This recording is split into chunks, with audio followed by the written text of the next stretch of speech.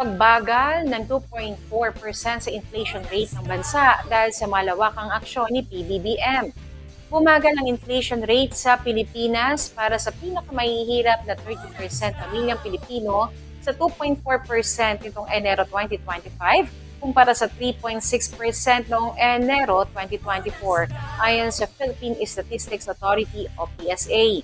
Malaking bahagi umano ng pagbagal ng inflation ang malawakang aksyon at mga epektibong programa ni Pangulong Ferdinand Marcos Jr. para mapanatili ang presyo ng bilihin at mapagaan ang buhay ng pinakamahihirap na pamilyang Pilipino.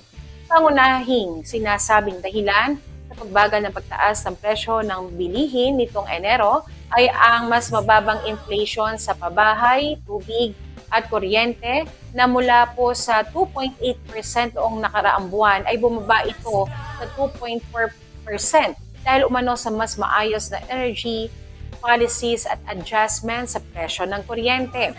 Idinagdag pa dito ang mas mababang inflation sa restaurant at accommodation services sa 3.4% mula sa 3.6% noong Disyembre 2024 na nangangahulugang lumalakas muli ang turismo sa bansa, habang 1.7% naman umano sa transportasyon ang ibinaba dahil sa mas maayos sa kontrol sa presyo ng gasolina at mga programang sumusuporta sa public transport.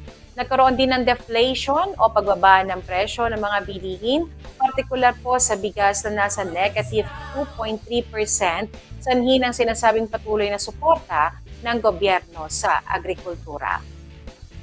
At ito nga pong magandang balita para po sa ating gobyerno na bumagal ang inflation sa bansa dahil nananatili sa 2.9% ang inflation rate nitong Enero 2025. Dahil ipinapakita umano nito ang tunay na malasakit ng administrasyon ni PBBM sa pamilyang Pilipino, lalo na po sa mga sektor na nagpapakita ng pinaka-apektado ng pinakamataas sa presyo ng mga bilihin.